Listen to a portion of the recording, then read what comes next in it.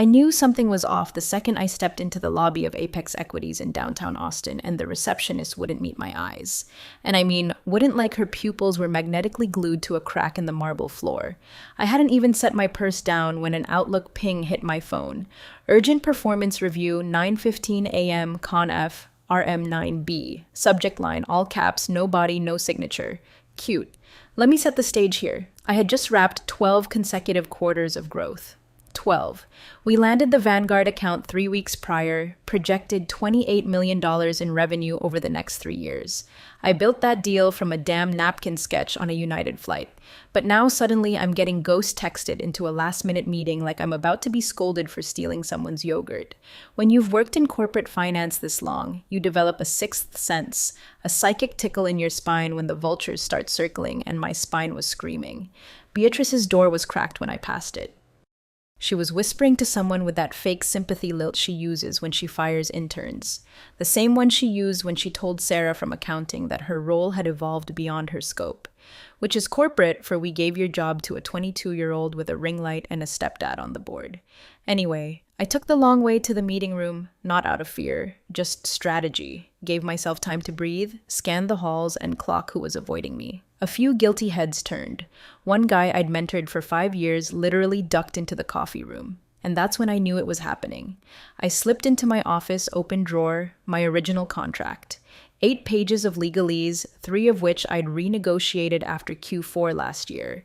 I flipped to clause 11C, read it, reread it, ran my finger over the initials, Beatrice's, Preston's, mine. It was still there, my parachute, my kill switch, my insurance against exactly the kind of amateur hour screw job I was about to walk into. I folded the papers, slid them into my leather portfolio, and stood up. Adjusted my jacket, smiled into the mirror just once, then walked out. Now, if you've made it this far, you're even remotely curious about how this all backfired for them in the most expensive, public, gloriously irreversible way, go ahead and hit that subscribe button. Maybe even drop a like. It keeps the stories rolling, and honestly, watching their downfall again in 4K deserves a little applause, don't you think? Back in the hallway, I passed the mural the CEO had commissioned after our Series D funding closed. A grotesque backlit monstrosity of innovation. Funny, he never included the women who actually closed the deal, just a bunch of stock photo models in VR goggles. When I got to conference room 9B, the blinds were already drawn. Beatrice was inside, sitting stiffly with 2 HR reps who looked like they just dry swallowed thumbtacks. Not a laptop in sight. No water, no printed reports, no performance discussion to be had. Just the guillotine waiting for its cue. "Sloan," Beatrice said with this grimace that was trying to pass as empathy. "Thanks for joining on such short notice." "Of course," I said. "I always make time for my team." Nobody smiled. She gestured to the chair. I didn't sit. There was a paper in front of her, 1 sheet typed. I bet my termination notice. Beatrice cleared her throat like she was about to announce my dog had died. "So I'll just get right to it. We're restructuring, and unfortunately your position is being eliminated effective immediately. This decision is final and has been approved by leadership." Leadership. She meant Preston, who hadn't even bothered to show his boyish, Botoxed face. I nodded slowly. No tears, no protest, just took a breath and said, "Understood." Beatrice blinked surprised. Maybe she expected a meltdown, a scream, maybe even a beg. Poor thing, she didn't know me at all. "I'll need your badge," she added almost apologetically. I handed it over, smiled of course, and just like that I was no longer an executive at Apex Equities. Except that wasn't true, not yet. Because what Beatrice didn't realize, what none of them did, is that firing me one day before my bonus vested didn't save them money. It triggered a clause 11C, which meant they didn't just owe me $4 million. They owed me double plus damages, but they'd find that out soon enough. I left conference room 9B like I was headed to lunch. Calm, collected like the pink slip in my hand was just a damn planner receipt. Beatrice stayed behind, probably sweating through her blazer, praying I wouldn't make a scene. HR didn't even follow me. They just sat there like mannequins in a discount suit showroom waiting for their next restructure. I passed my office and didn't even glance at it. They'd box my things for me or they'd toss them in the supply closet and pretend they never knew I was here. That's how this game works. You don't build empires, you get rented by them, then discarded the second your value outpaces your obedience. But what Beatrice, and Preston especially, never understood was that I never played by their rules. I just let them think I did. Instead of heading for the elevators down to the parking garage on Congress Avenue, I swiped into the executive lift and punched the button for floor 52, legal and compliance. I'd spent enough time up there during the Vanguard deal to know who still had a soul behind their NDA stamped eyes. The receptionist barely looked up until I dropped my leather folder onto her desk. "Tell Liam Mercer I'm here," I said. She blinked. "Do you have an appointment?" "I just got fired," I said with a smile. "He'll want to see me." Liam was an assistant counsel who used to shadow me during negotiations. Smart guy, sharp. Once asked me if he should go private sector or stay in rotten corporate. I told him to stay just long enough to know where the bodies are buried and who buried them. 10 minutes later, I was in his office. He closed the door behind us and gave me that same deer-in-headlights look I'd seen in the mirror the day I found out Preston got the CEO role after I practically built the pipeline he was now strutting around on. "You okay?" he asked. "They let me go," I said. "Effective immediately, no cause cited, no severance beyond standard, no mention of the incentive clause." His brow furrowed. "Which clause?" I opened the folder, flipped to page 2, and handed it to him. Clause 11C, paragraph 3, subsection A. He scanned it once, then again slower. His face didn't change, but his eyes sharpened like a camera coming into focus. "Did you add this during your Q4 renegotiation?" They initialed every page. Preston even asked what the multiplier line meant. I told him it was to cover transitional risk if I left. He shrugged. Liam sat back in his chair. "Sloan, this clause is airtight. If they fired you within 24 hours of vesting, they owe you the full bonus plus 50% of your final year's base, plus damages if contested in arbitration." "Correct," I said. And it wasn't just Preston. Beatrice knew. She signed the implementation memo last December. I have the PDF with her metadata on the drive. Time-stamped, notarized, backed up, 3 copies. Liam let out a soft, horrified laugh. "They thought they could short-circuit the payout by axing you a day early. They think termination voids obligation, but the clause activates because of the termination. This is going to melt faces upstairs," he muttered. "I'm not here for revenge," I said. "I'm here for enforcement." He nodded slowly. "You want this escalated to lead counsel?" "I'd prefer if it came from you." At first, quietly. "You've got relationships I don't, and I'd rather the collapse happen from the inside out, not some LinkedIn spectacle." Liam didn't say much after that, just took a photo of the page, scanned my folder, and emailed himself the annotated packet. As I stood to leave, I said, "Don't worry about being on the wrong side of this. The wrong side was the one that thought I'd roll over."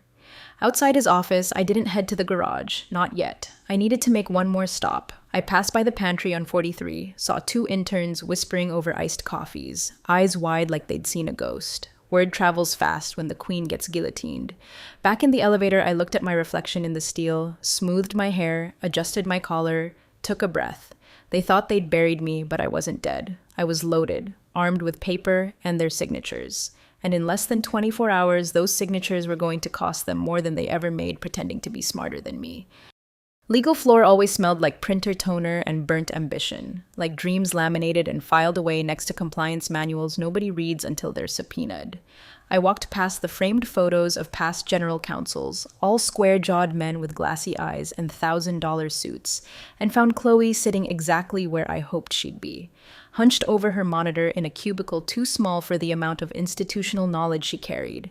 Chloe was the type who remembered everything: case law, birthdays, the name of my cat.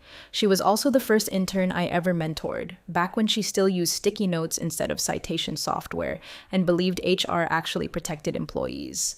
Now, 5 years in, she knew better, and I was about to give her a front row seat to exactly why. She looked up startled. "Sloan, what are you? Didn't I just hear?" "You did," I said, handing her the folder. Clause 11C annotated, original contract, addendums, signature metadata, arbitration triggers. Also includes 3 backup references to the equity schedule Preston approved in Q4. She blinked. "Wait, are you terminated?" "Effective immediately, no cause cited, no severance, nothing. 1 day before vesting. Clock resets as of noon today." Chloe opened the folder slowly, like it might detonate. Did Beatrice sign off on this? She did. Page 6 of the implementation memo, DocuSign from her iPad, timestamps in the margin. Jesus. Clause activates upon involuntary termination without cause within 24 hours of any major equity event, including scheduled vesting. I didn't hide it, I highlighted it. Preston laughed and said, "Only lawyers read the fine print." Chloe was already on page 3 when she stopped, blinked, read the paragraph again, then again slower. Her mouth opened like she was about to speak, but the words got lost somewhere between her gut and her ethics. This clause. Yes, I said. Triggers an accelerated payout equal to 2 times the equity value plus base plus benefits, continuation plus indemnity provisions if they try to stonewall. Sloan, this is delicious. She looked up at me both horrified and impressed. They thought they were being clever. They thought I wouldn't notice a last-minute firing with no severance discussion, no legal presence, no memo from compliance. They thought wrong. Chloe glanced toward the hallway. Does Liam know? He does. He's escalating to lead counsel quietly, but I figured it wouldn't hurt if someone else started pulling the red thread too. She nodded, still absorbing it like her brain had just walked face first into a rake. Clause 11C, this language, it's surgical. I wrote it while recovering from pneumonia, signed it in a hospital gown with an IV in my arm. That's how far ahead I was playing. She shook her head, grinning despite herself. Might want to run this up the ladder, she said, holding the folder like it was radioactive. I leaned in a little closer. Chloe, this is one of those moments that defines you. You can flag it and pretend it's someone else's problem, or you can own it. Be the one who saw the fire coming in, sounded the alarm. She didn't speak, but I saw the resolve slide into her posture like a metal rod. I'll take it to Eleanor, she said, right now. Good. As I turned to leave, she asked, what if they try to bury it? They can try, I said, but it's already backed up in 3 places with timestamps. 1 copy in Liam's hands, 1 in my personal legal archive, and 1 parked in a drive labeled Preston's Gift Basket that automatically emails the full file to the board if anyone modifies my employment record without a matching clause tag. Chloe's jaw dropped. Are you serious? I smiled. They like to pretend I'm a file folder in heels. I let them. It's amazing what you can build in the dark if no one bothers to watch you closely. I walked out of legal like I owned the floor. Not a single person stopped me. Not one raised a hand or asked where I was going. That's the thing about quiet exits. People assume you've accepted defeat, but that morning I wasn't leaving the building broken. I was leaving it booby-trapped, and someone had just tripped the wire. Beatrice stormed into the HR war room like she was auditioning for a panic attack. Red-faced, rapid blinking, already sweating through the silk lining of her blazer. She didn't even shut the door behind her, just slammed her laptop on the table and barked, "We need documentation now." Across the table, Carol from HR blinked like a turtle yanked from a pond. Documentation of what exactly? Sloane's termination. Something that shows we had just cause. A waiver, a write-up, an incident log, anything. Carol typed with 2 fingers, scrolling through an empty folder like it might magically populate with HR miracles. Beatrice, she's never even had a formal warning or a verbal coaching note. She's clean. Beatrice threw her hands up. There has to be something. She's building a case. She walked out of here way too calm, and now legal is... She stopped herself. Carol's brow furrowed. Legal is what? Never mind, Beatrice snapped. Just keep looking. Downstairs in compliance, a quiet alarm had already started to ring. Chloe had passed the folder to Eleanor Brooks, the board's lead counsel, who read it once, turned the color of skim milk, and requested a discreet but immediate review of Sloane's employment history, contract amendments, and compensation triggers. Meanwhile, Beatrice was now dialing extensions like her career depended on it, which incidentally it did. Todd, it's Beatrice, she said into her phone. I need all the emails tied to Sloane's Q4 renegotiation. Contracts, internal approvals, equity schedules, everything. What do you mean it's archived? Then unarchive it. At that same moment, Sloane was packing up her office upstairs. Not hurried, not angry, not even solemn, just methodical. Picture a surgeon cleaning their tools after a successful operation. She unplugged her docking station, folded her sweaters with geometric precision, and placed her old Rolodex. Yes, she still had one into her leather tote like it was a relic of a better time. She glanced at the photo on her desk, her and her mother 10 years ago toasting with cheap champagne, the day Sloan got the Apex Equities offer. Be so good they have to notice, her mom had said. They noticed, just too late. Back in the bunker, Eleanor stood silently behind Beatrice, who was now furiously scribbling something onto a notepad as if paperwork could reverse time. Beatrice, Eleanor said. Beatrice jumped like someone had dropped a gun on the table. Yes, Eleanor held up the packet. Is this your signature on page 6 of the implementation memo? Beatrice squinted. Yes, but I didn't read all the amendments. Preston just said we needed her to stay through Q4. Eleanor raised an eyebrow. And you initialed every page. Well, yes. We were rushing to finalize headcount projections. Eleanor tapped the folder. Clause 11C, it triggers a payout that doubles the standard equity incentive if an executive is terminated without cause within 24 hours of a major equity event. Wait, Carol said from across the room. She was due to vest tomorrow. Exactly, Eleanor replied. You fired her today. The room fell into a silence so thick it could have choked a priest. Technically, Eleanor continued, this wasn't just mishandled, it was catastrophic. Her contract is enforceable. She gave us notice of the clause. We have a time-stamped record of when it was received. That makes it worse. Beatrice sat down hard as if gravity had remembered she existed. We were trying to save the company $4 million, she whispered. Eleanor's lips flattened. You may have cost it 6, maybe more. Somewhere around the same time, a calendar invite appeared on the board chair's assistant screen. Subject, Urgent Sloan Barrett Equity Clause Review. Priority, highest. Sender, lead counsel. Back upstairs, Sloan zipped her bag shut, looked around her office one last time.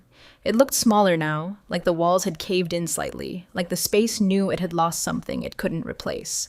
She walked out with nothing but a tote, her heels clicking steadily against the tile. Past the photos of Employee of the Month winners, past the glass cases full of trophies for innovation and team excellence. She paused only once at the elevator. One of the new hires from marketing stood there awkwardly. Hey, Sloan, is it true they let you go? She smiled politely. That's the rumor. But you like you were the department, she shrugged. Then I guess they're about to find out what life's like without it. Ding. The elevator opened, she stepped inside, turned, and just before the doors closed, she added, if anyone asks, tell them to read Clause 11C. Then she vanished, and the real unraveling began. Sloan was sitting at a quiet corner table in Houndstooth Coffee, 4 blocks from Apex Equities headquarters, one of those third-wave places in Austin where the chairs were reclaimed wood and the espresso came with a paragraph about its origin story.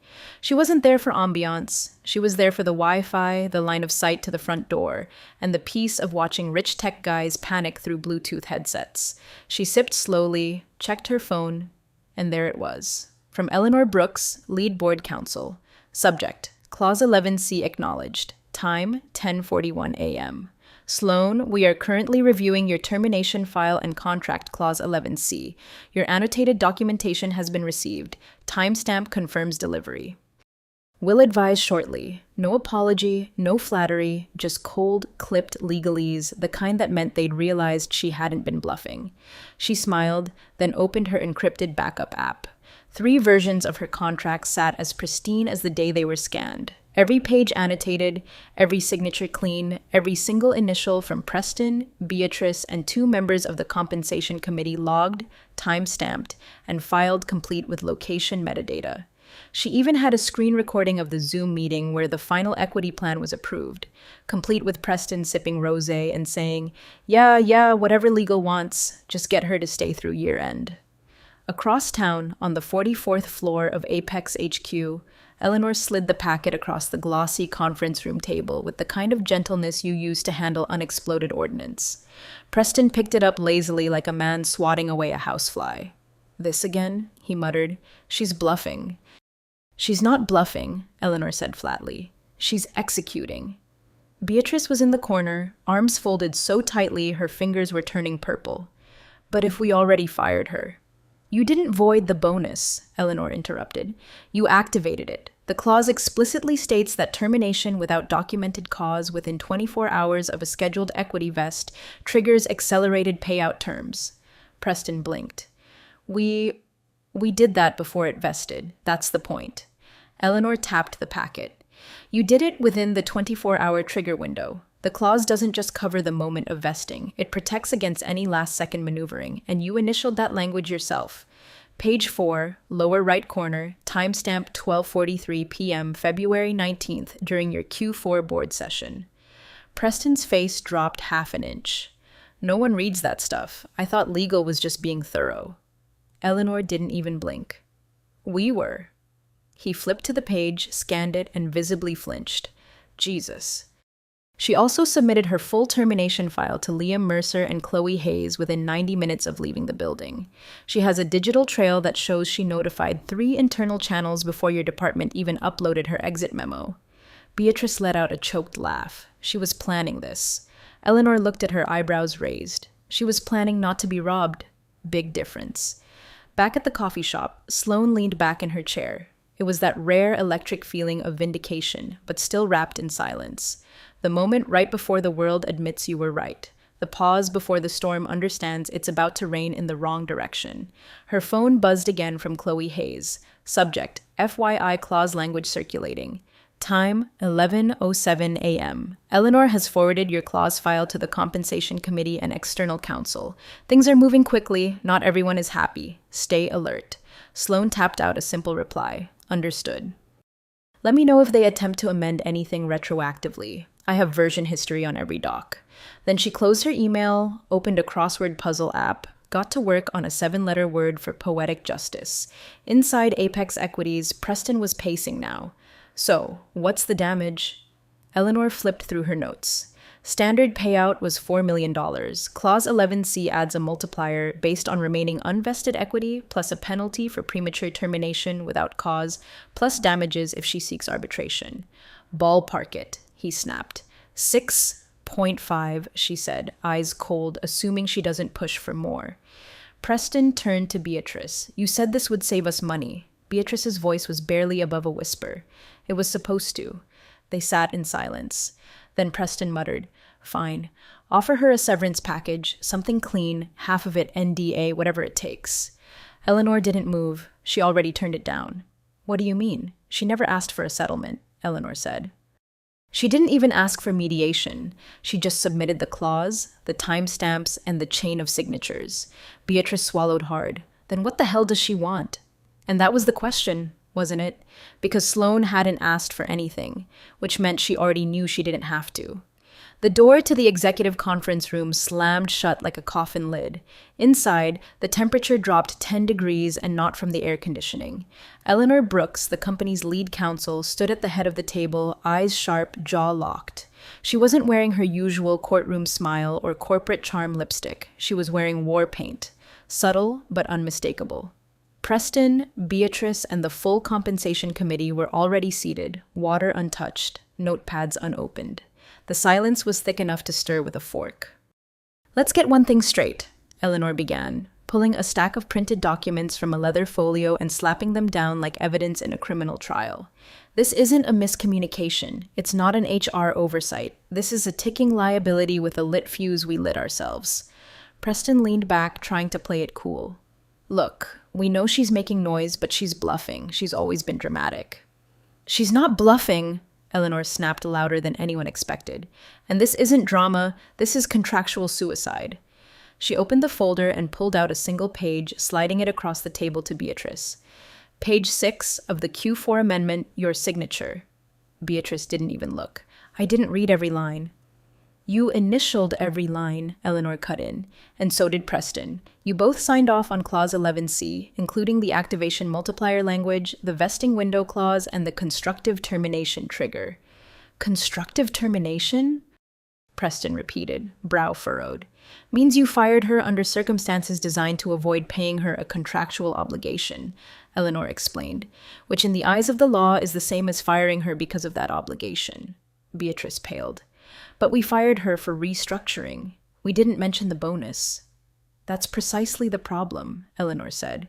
There's no cause documented, no performance flags, no disciplinary notes, no redundancy justification filed with HR. You walked her out 23 hours before a scheduled equity vest without reason and thought that would void her bonus. What it actually did was activate every financial protection she embedded in that clause. She turned to the rest of the room now. Gentlemen, ladies, this was not just a poor decision. This was a $6.5 million trigger wrapped in arrogance and fired like a starter's pistol. One of the committee members cleared his throat. Is this enforceable? You're not enforceable, Eleanor said. She has his timestamps, backups, email trails, and metadata. Her termination was filed internally 37 minutes after she submitted her clause to legal and compliance. That creates the impression, legally and publicly, of retaliation. Preston muttered something under his breath and pushed his chair back like he was about to walk out. Eleanor raised her voice. Sit down. He froze. He'd never heard her speak to him like that before. Eleanor walked slowly to the touch screen at the head of the table, tapped in a command, and brought up a document on the 80-inch display, the original equity agreement, scanned, digitally signed. She zoomed in. Clause 11C. In the event of involuntary or constructive termination within 24 hours preceding a scheduled equity vesting event, the subject shall be entitled to full vesting acceleration, immediate payout at current market value, and additional compensation calculated at 1.5 times base salary. Arbitration shall be waived at the employee's sole discretion.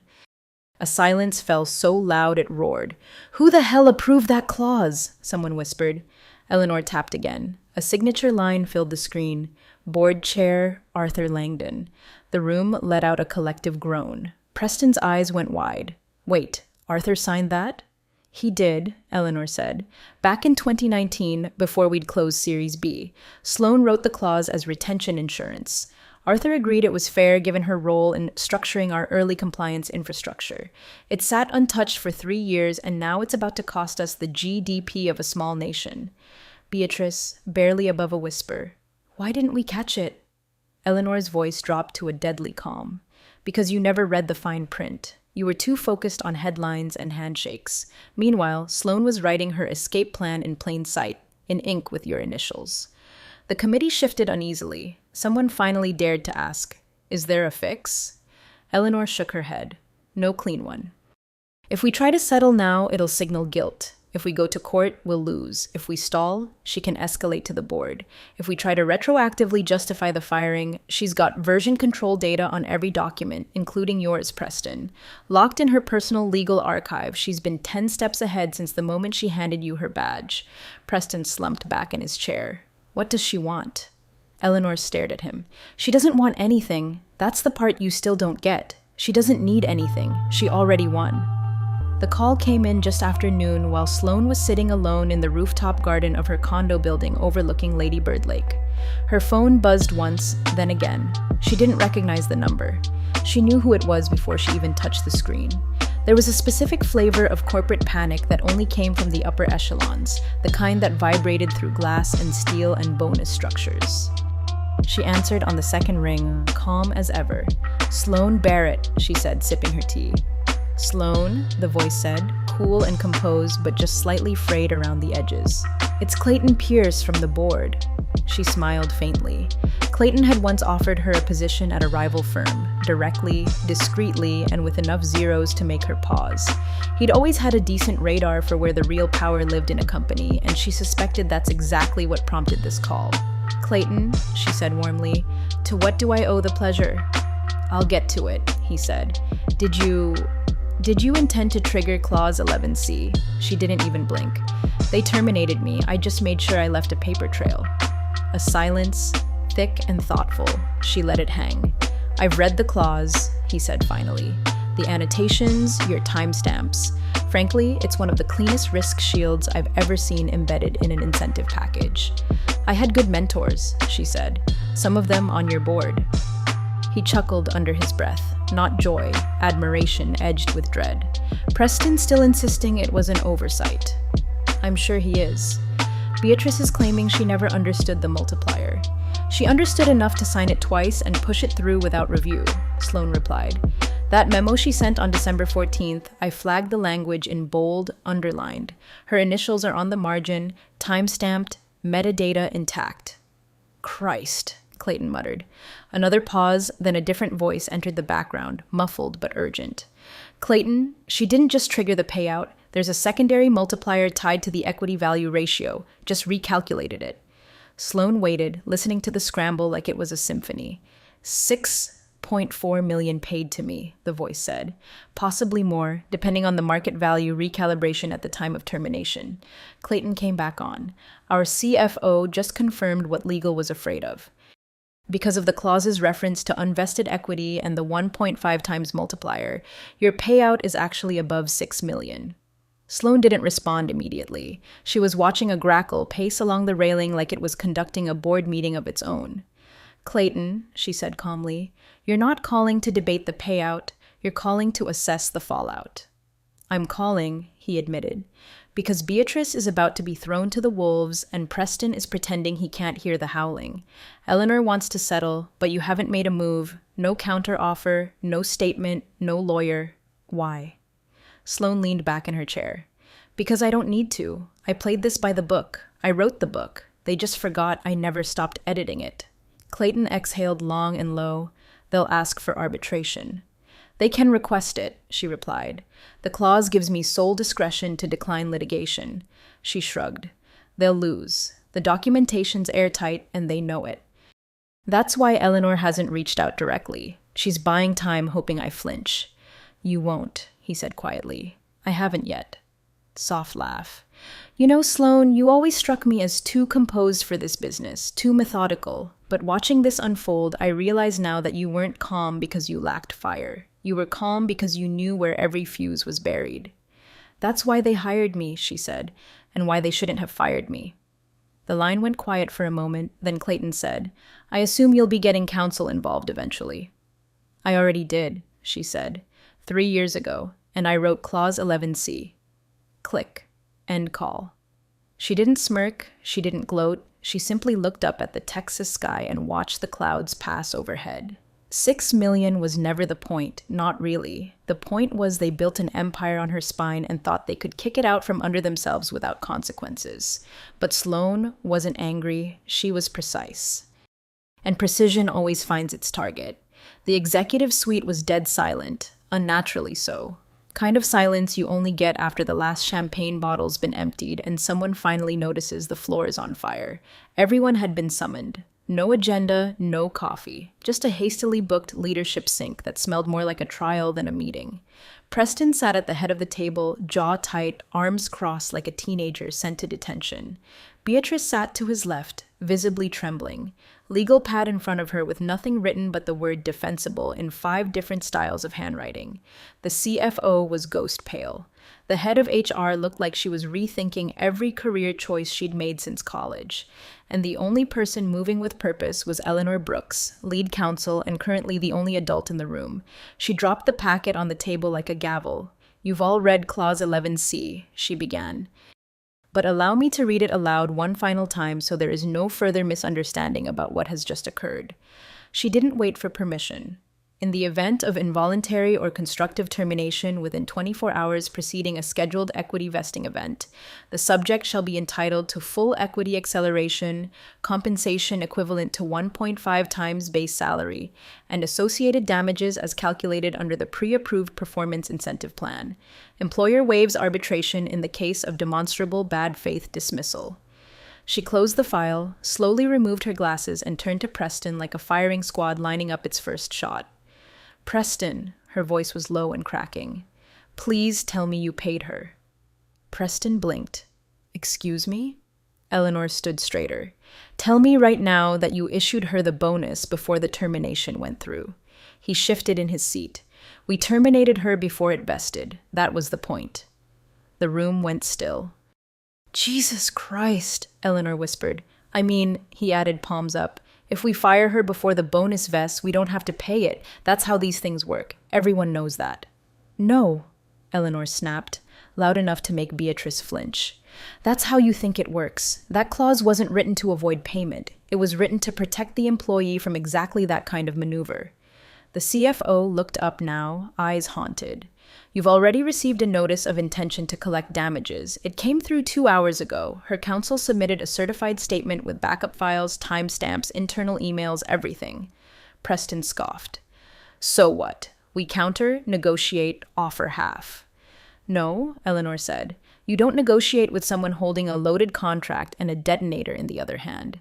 She doesn't need to talk, she just has to wait. And right now, the board is demanding to know why you authorized the termination without legal review or just cause documentation inside a protected clause window. Preston's smirk was fading now. Okay, so we pay her the bonus. Worst case, $4 million. Eleanor turned to the CFO. Tell him. The CFO's face was grim. With the equity recalculations, performance triggers, and multiplier clause, Beatrice let out a strangled whisper. Multiplier? The CFO nodded. It's not 4 million, it's 6.5, and that's before damages. Preston leaned back in his chair like he'd just been hit with a sledgehammer. You can't be serious.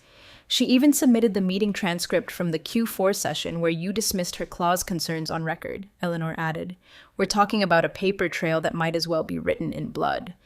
Preston looked around, suddenly aware that no one was coming to his defense. The VP of Operations cleared his throat. So what happens now? Eleanor took a long, slow breath. Now, the board reviews the breach. They'll likely force a full payout to Sloan and issue a vote on restitution if they deem it malicious. She turned to Preston, staring straight into his soul. They'll hold you personally liable. Beatrice looked like she might throw up. HR began quietly packing her things. The CFO rubbed his temples like he was trying to press reality out of his skull. Preston finally found his voice again. She planned this. She set us up. Eleanor's eyes narrowed. She protected herself, and you walked straight into the clause she warned you about. She didn't hide it, you just never read it. Silence fell again, colder this time, heavier, the kind of silence you feel in your teeth. Then the board secretary opened the door, hesitant, eyes wide. Apologies, she said. The chair is requesting your presence, all of you, immediately. Eleanor didn't move. She turned to Preston one last time. This wasn't a mistake. It was a masterclass and you failed every test. Then she stood, gathered the contract packet, and walked out without waiting for him. Preston didn't move. Beatrice didn't breathe. The wolves were no longer howling, they were inside the building. The skyline outside Sloan's Nashville hotel room was all glass, cranes, and ambition. Every tower trying to outshine the next like a prom queen contest made of steel. She stood barefoot on the balcony in a robe that cost more than her first apartment rent. Phone in one hand, a cool glass of something dangerously floral in the other. A notification pinged softly from her inbox. Subject: Settlement package Apex Equities from external counsel on behalf of Board of Directors. Attachment: Final settlement agreement. Payment confirmation: $6,586,250. Note: Please review and return signed NDA within 5 business days. No public disclosure permitted without express board consent. She didn't open the NDA, didn't need to. The numbers were there. The payment was real. The damage already done. Her old company hadn't even managed to spin it. No press release, no new direction announcement, just a quiet purge disguised as restructuring. Beatrice was already gone, resigned to pursue new opportunities on the company intranet. Everyone inside knew it was a mercy killing. As for Preston, reassigned. That was the word they chose. Rumor had it he was now leading innovation initiatives in a newly invented department that had neither a budget nor an office. Last week, one of her old team members leaked a photo of his new title badge. Read, Executive Liaison, Internal Alignment. Translation, Exiled without ceremony. Sloan didn't return any of the voicemails, not Eleanor's, not Chloe's, not even Clayton Pierce's last-minute olive branch offer to connect her with some advisory boards. She didn't need their handshakes, she already had their signatures. And she was busy. Busy meeting with the executive team at Summit Partners who flew her in after hearing whispers about how she sank a CEO with a single clause. They weren't hiring her for a role, they were offering her a seat at the table. Partner track, strategy division, autonomy, equity, a pen, not just a signature line, but tonight wasn't about negotiations. Tonight was about punctuation. She sat down on a lounger by the rooftop pool, kicked her feet up, and took a picture. Sand-colored tile beneath her toes. Drink perched beside her with a ridiculous garnish poking out. In the background, the city gleamed like a $1 million apology. She opened her texts, scrolled until she found the last saved number from her Apex days. The board chair. Typed one sentence. Clause 11C, line 22. Then attached the photo. No caption, no emoji, just the final word. Line 22, if anyone had forgotten, was the clause's closing statement, written in her own phrasing when legal let her adjust the language after 2 late-night calls and a bottle of wine. Failure to honor the terms herein shall constitute not only breach, but a systemic lapse in judgment subject to restitution, review, and reputational consequence. They'd initialed it. Preston had even chuckled at the wording. Now the clause had played out start to finish like a stage play she directed in silence. She hit send, watched the screen fade, took another sip of her drink, and for the first time in years, she felt it. Not revenge, not satisfaction, not even victory, just clarity. She hadn't burned the bridge, she'd walked away from it with the deed in her hand, sold the land underneath, and charged them rent for the ashes.